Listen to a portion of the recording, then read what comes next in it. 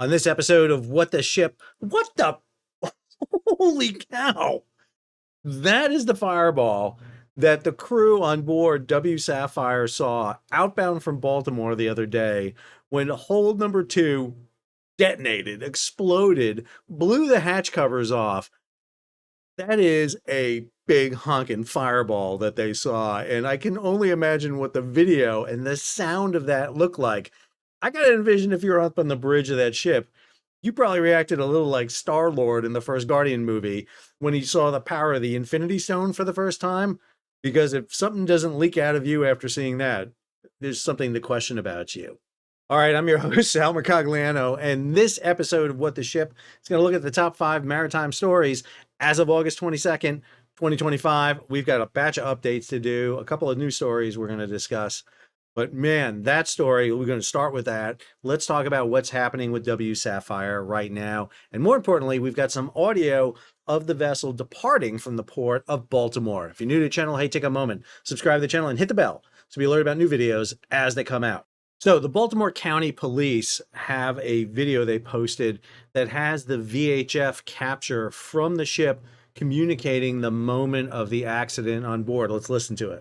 Coast Guard, the W Sapphire is on fire in the middle of the channel.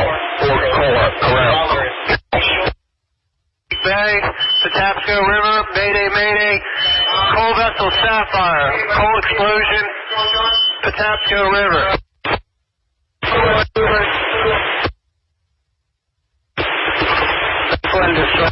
Where is your GPS position? Over. Point 521 north. 076. Captain, how many persons are on board the vessel? Over. Coast Guard, this is a Sapphire. We're taking water into hold number 2. The coal ship that reported the explosion is taking water into hold number 2. We're in the main channel of the Patapsco River, still afloat, still underway.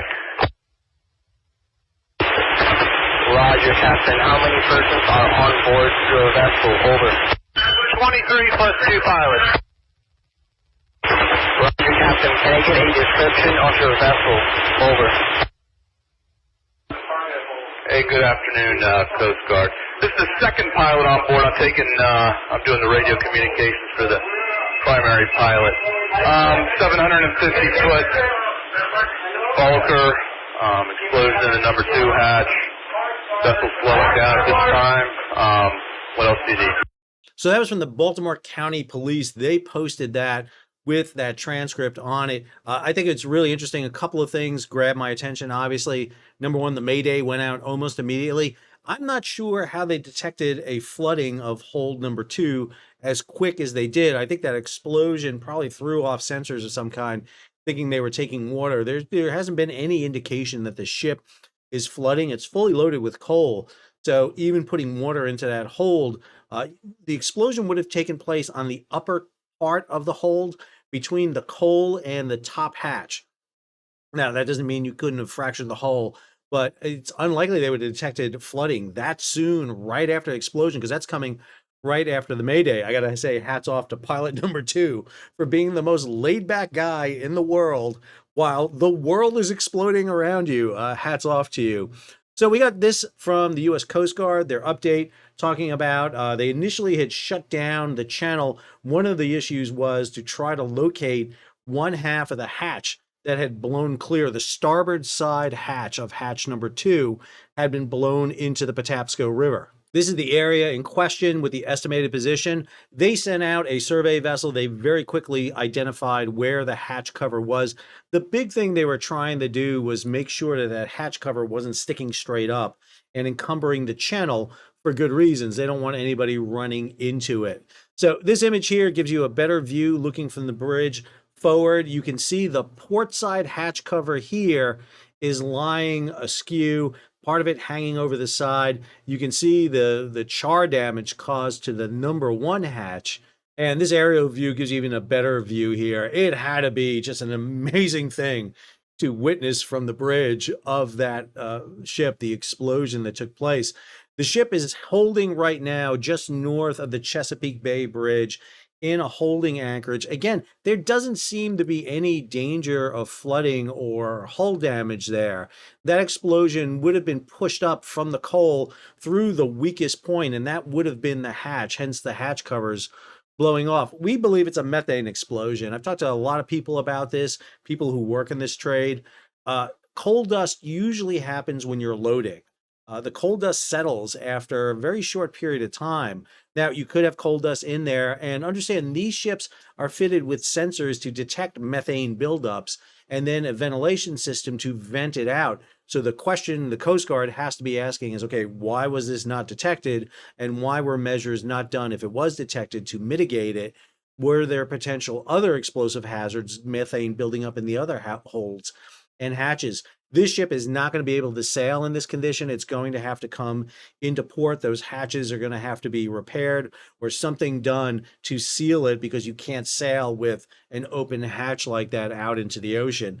You can actually sail with it partially open. The ships have done that before with the hatch combings, not fully sealed, but they're going to have to do something before the ship goes. Plus, they're going to have to do a full inspection by the Coast Guard to ensure that they have monitoring in the system. They don't tend to use inert gas on board bulk carriers because they would rather just vent any of the methane out. Methane is tough because if the temperature of the hold begins to change, you've got to readjust your sensors to follow that. So the investigation will be ongoing regarding W Sapphire. All right, update number 2 takes us to the coast of Okinawa, Urima, Japan. This is on the east side of Okinawa. This is the USS New Orleans, and New Orleans suffered a shipboard fire on board. It's estimated that fire started 4 p.m. local time on August 20th. The U.S. 7th Fleet announced the fire was extinguished at 4 a.m. the following day. That's right, a 12-hour fire on board. So I want to talk about a couple of the scenes that you see in here with a little bit more detail that's been kind of released, but not officially. We believe the fire started in an electrical panel. We're not sure if it was down in that auxiliary machine room down below, or was it in a crew compartment or somewhere else.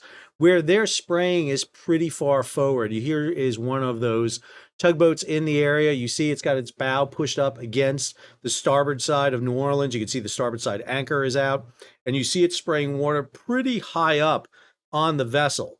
This is out on the flight deck of the New Orleans, and one of the things you see is the crew fighting the fire, laying out their rescue gear. Now, what we did find out from 7th Fleet is no Marines were on board. It was just the crew of the New Orleans, along with other personnel coming over from the Navy base, including part of the crew of a sister ship, the USS San Diego. So a 12-hour fire is an exceptionally long fire. This started at 4 in the afternoon, went to 4 in the morning.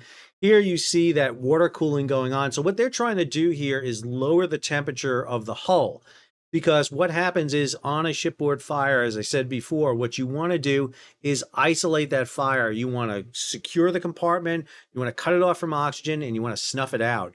But that heat radiates through the steel decks. It radiates sideways, forward and aft, up and down. And so what you're trying to do is cool the steel and fight against the heat. It's basically heat against water. And that's what you see happening here in this image. Notice 4 tugs at play there, each spraying up against the bow of the vessel.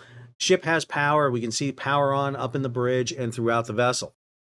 So this image really caught me for a couple of reasons. I am a volunteer firefighter. I've been a paid firefighter. I was a Marine firefighter on board ships, former merchant mariner, so I've gone through the basic and advanced Navy firefighting courses. What gets me about this, number one, is holy crap, they went through a lot of SCBA bottles. Those are self-contained breathing apparatus bottles. Now, we can't tell whether they're full bottles or empty bottles. A couple of things to note here. 2 different styles of bottles, which is kind of weird to tell you the truth. Usually you have a standard size. The U.S. Navy used Scott Air Packs 4,500 PSI bottles. These bigger ones appear to be 60-minute bottles. The smaller ones are 45-minute bottles. Now, they can go on packs interchangeably. You just have to adjust the straps to do it. But that is a lot of bottles. And so we're just not sure if this was being used as full bottles or empty bottles. These bottles here, and on the top here, the larger bottles, it appears, are in packs. These seem to be refill bottles either empty or spent bottles. And then you can see the firefighting gear laid out. They would have to share firefighting gear unless you're assigned a damage control. You usually don't have your own set of firefighting gear. But one of the things you'll have is rotating crews out and sending them in to assist in the firefighting. 12 hours is a really long time to fight a fire. So this is the initial post put out by 7th Fleet. 7th Fleet is the Sasebo, Japan-based fleet headquarters for all the U.S. Navy vessels in the Western Pacific. Fire aboard the San Antonio-class amphibious transport ship USS New Orleans, which is anchored near White Beach Naval Facility, Okinawa, was declared extinguished on 4 a.m. August 21st, began at about 4 p.m. Cause of fire is under investigation. Talked about the San Diego crew coming on board. They were assisted by the Japanese Maritime Self-Defense Force, basically the Japanese Navy, Japanese Coast Guard, along with commands from across Fleet Activities Okinawa. Several sailors were taken to New Orleans Medical for minor injuries. The New Orleans crew will remain aboard. Then we got this subsequent update. New Orleans returned under its own power to White Beach Naval Facility on August 22nd. New Orleans is providing its own berthing and galley services remain open, allowing the crew of nearly 380 sailors to continue to work and reside aboard the ship. Not sure if they're in their quarters because that fire was up forward in the berthing areas. Several sailors were treated for minor injuries and returned to full duty. Family members have been updated. Cause of fire is under investigation and damage assessors are presently aboard inspecting the impact, which was limited to the forward area of the ship. But again, that forward area, that's the stores, that's living compartments for the ship. Fortunately, it did not affect the main engine spaces, didn't affect the cargo. We know that there are no Marines on board, so probably no Marine equipment on board, which means the 3 vehicle decks and the well deck probably were free and open at the time. So this is fortunately an event that did not involve any major injuries. However, the root cause is going to have to be determined, and then why it took 12 hours to extinguish the fire on board. So the other day, I used Marine Traffic to show you the track of the vessel. We've gotten some more data here on this. So this is 20 August at about 0600 UTC time. Now, again, 9-hour difference between it. So this is 15:18, so 3:18 p.m. on 20 August. Here is warship. The warship is the New Orleans. And here you see the vessels start coming out. You saw the tugs come from the dock here. They are going to remain with the vessel over the next 12 hours. This is the tugs fighting that fire while the ship is at anchor. Had a question about when the fire started, when the ship was coming back in. Fire did not start until the ship was at anchor off of White Beach. Now we see here's the Ishigara coming out. Ishigari is a Coast Guard cutter for the Japanese. It's maintaining a security zone around the vessel while the tugs come alongside and begin to fight the vessel. They remain with the ship for quite a while. So I fast forward this over to 20 August at 1900 hours UTC time. That's Greenwich Mean Time. Plus 9 hours from that gets us to about 4 in the morning when they say the fire was extinguished.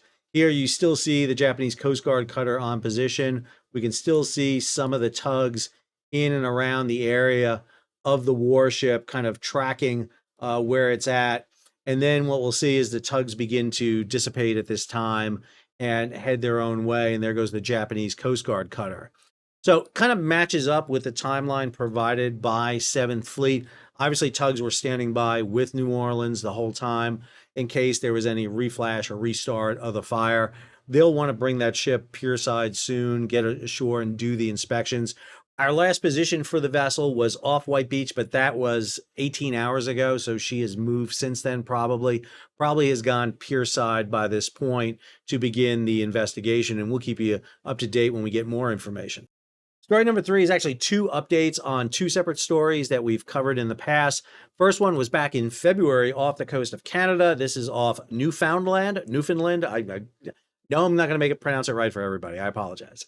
But this story, inside the race to remove heavy oil from a container ship. You may remember the MSC Baltic III that ran aground. That is her in the background there. The very heroic rescue that was done by the Canadian Air Force of the crew on board in poor conditions. She ran aground on the shores of Cedar Cove back in early February. The ship, 207 meters long, it's over 600 feet, 30 meters wide. This is the quote from Bruce English, a senior response officer of the Canadian Coast Guard. It's not something we deal with every day. We've dealt a lot with, smaller vessels. 65-foot vessels are easier, smaller quantities. When this vessel came in, I said, oh my God, this is huge. So this is the problem. It's been 6 months and the process of removing the fuel is complicated and time consuming. So far, the bulk of the fuel has been released and pumped ashore. Work is being done by the ship's owner, Mediterranean Shipping Company. To get the oil off, it has to be heated up with steam to make it less thick, a process that could take up to 7 days. Then it has to be pumped into different tanks on the ship's deck, pumped into barges and transferred onto another ship before being carried away. The dangers associated with the process are potentially extreme for the environment. Already tar balls, these small little oil pellets, have been detected on the beach.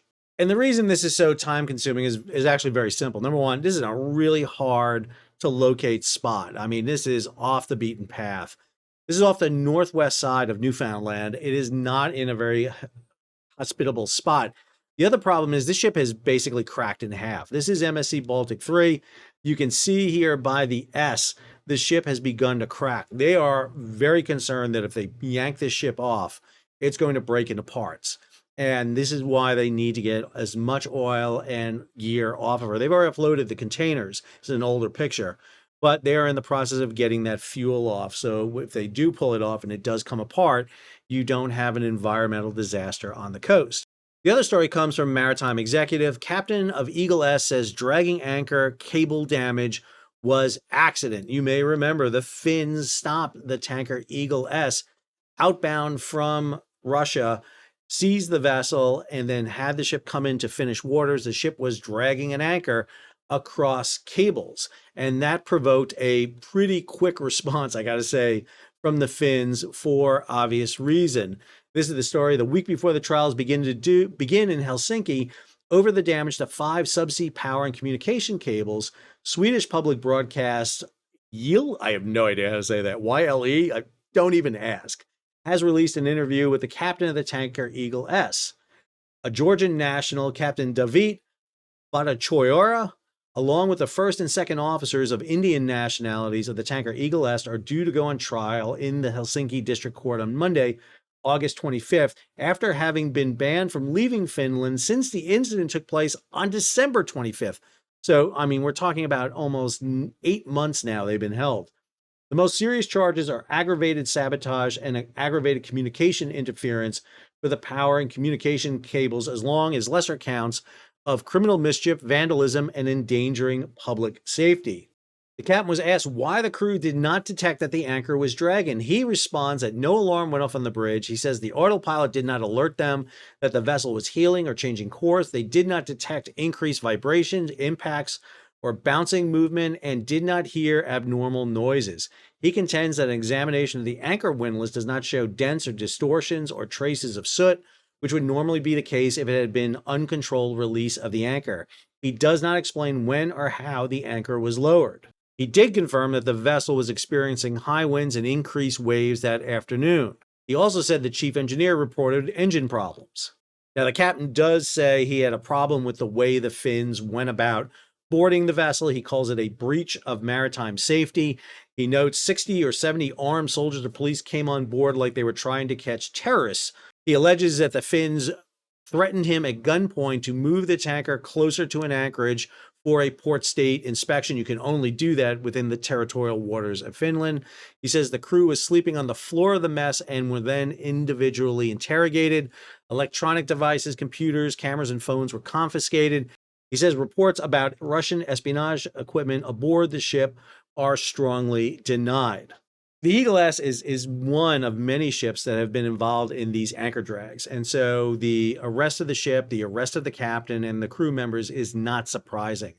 This has been an ongoing problem, and the Finns here are trying to kind of nip this in the bud. It's been a major problem for them.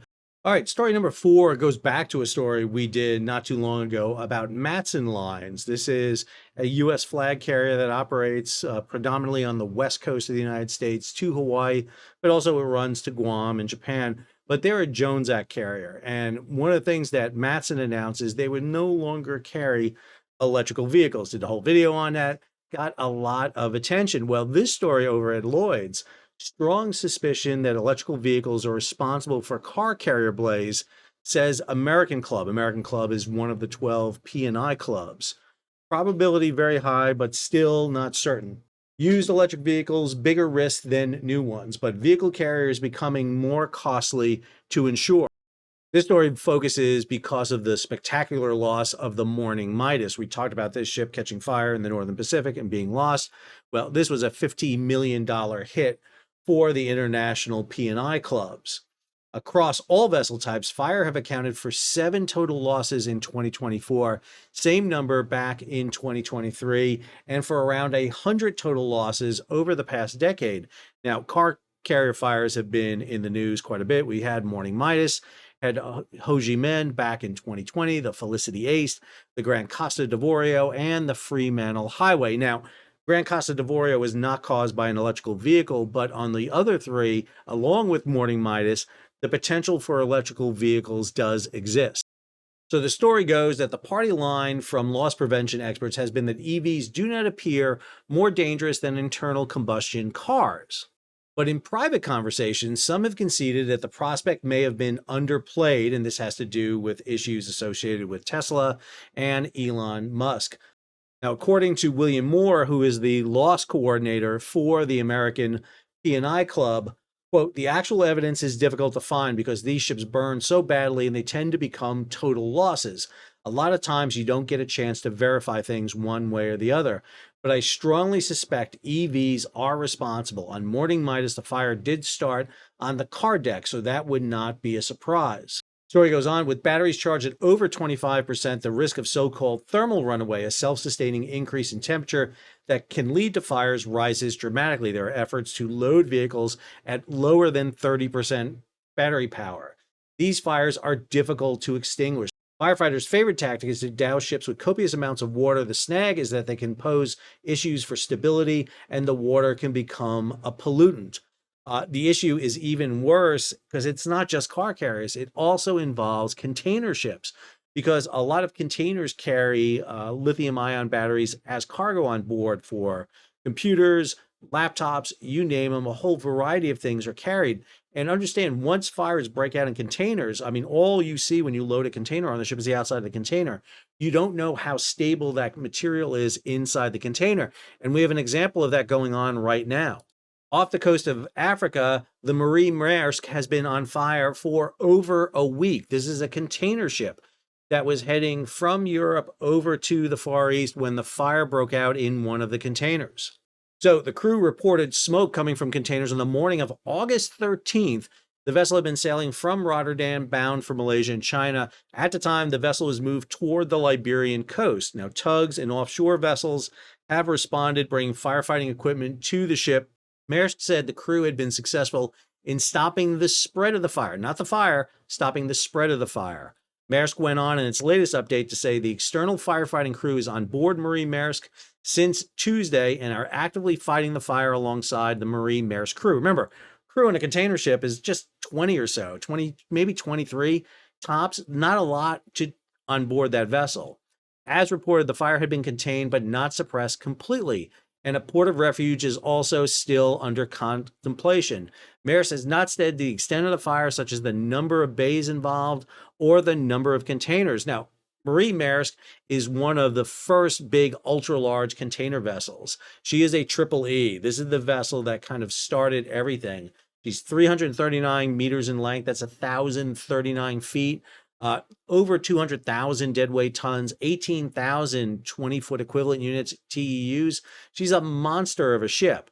And the fact that she's been sitting basically hove to off the coast of Liberia for over a week is a big problem because this ship burning this long is a difficulty. And what it sounds like is the fire is maybe not so much on deck, but below deck in some of the holds, which is very hard to get at. I am interested in why this ship is not moving to a port of refuge. Understand, there's very few ports on the West African coast that can take her. She probably has to go up to Tangier in Morocco or up to Algeciras in Spain. That's where she should be moving. However, this is a big problem because if the fire gets out of control, it is unlikely that the resources at hand are going to be able to handle that fire, especially if the weather picks up. The ship needs to go find a port to get access to support. Saw it with New Orleans in Okinawa. We saw it with previous ships that had shipboard fires. Understand, we've had container ship fires. We've had some really big ones. Matter of fact, Express Pearl off the coast of Sri Lanka, that captain and crew are coming up on trial too. All right, last story. We talked last week about the issue with U.S. container imports hitting the second highest month in history. And I have gotten a lot of comments about that. Wow. I report the facts and everybody wants to call me names. I'm sorry. I just like to tell you what's going on. The numbers show that July 2025 is the second highest month for U.S. imports into the United States. Read into that what you want, but the 2 previous months were low months, not the lowest we've ever had by any means, but they were low. And now we've had this kind of hockey stick kind of kickback here with a peak month. I'll be interested to see where August numbers show up too, because August is looking like a big month too. This has to do with the pause in the tariffs. Again, we still have tariffs, but not the 145% coming from China, down to 30%, and that unleashed a tsunami of containers coming across. Also, the other thing we mentioned is how containers are coming from different places, not just from China. Well, now we have these stories that build further on this. Here we go. Story over from Lodestar on GCaptain. Container spot rates fall for the 10th week after an early peak. Story goes on. Chief analyst at Zentia, Peter Sand, told Lodestar, noting that this week has seen no market reaction to the latest extension in the pause of the tariff. Zentia's SI indicated another week-on-week drop of 4.55% for its Asia, the West Coast, with the average spots. Now, these are spot rates. These are not the long-term rates. Spot rates at $1,826 per 40-foot unit. That was somewhat more pronounced than the rates at Drewry's World Container Index, which dropped 3% to $2,412 per 40-foot unit, while Shanghai to New York was down 5% to $3,463. This story by Mike Schuller, also at GCaptain. Container shipping rates keep dropping as tariffs surge. The market turbulence began after U.S. tariffs was announced in April, which triggered rate surges from May through early June. Subsequently, rates saw a heavy decline until mid-July, when the downward trend began to lose momentum. Story goes on. Drewry's container forecaster anticipates a weakening supply-demand balance in the second half of 2025, which will likely cause further spot rates contraction. The timing and volatility of future rate changes will depend significantly on potential new Trump tariffs and capacity adjustments related to U.S. penalties on Chinese vessels. Going to talk about that in a second. The broader impact on trade policy is already visible. According to the National Retail Federation's Global Port Tracker, import cargo volumes at major U.S. container ports is expected to end 5.6% below 2024 volumes for 2025. Vice President John Golden of the NRF said this: tariffs are beginning to drive up consumer prices, and fewer imports will eventually mean fewer goods on store shelves. Small businesses especially are grappling with the ability to stay in business. We need binding trade agreements that open markets by lowering tariffs, not raising them. That the one thing that comes out of these peaks and troughs of the 2025 cycle is going to be higher costs, guaranteed. And either the shipper is going to have to consume that, if you're the Walmart, the Home Depot, the Lowe's, or it's going to get passed on to the consumer. And we're seeing that. We also had this story from Bloomberg. Orient Overseas expects U.S. port fees to impact firm amid tariff uncertainty. So we're still waiting for the port fees to be levied by the U.S. Trade Representative. These are the fees that be going against ships that are built in China or ships that are Chinese owned. One of the things we've been watching quite a bit is that ocean carriers are shifting their ships around. They're moving Chinese-built ships off U.S. service and moving them over onto European and other services. And then finally, this is also from Lodestar, analysts warn of overcapacity as container ship order book reaches a 15-year high, with midsize and feeder vessels continuing to dominate the order book.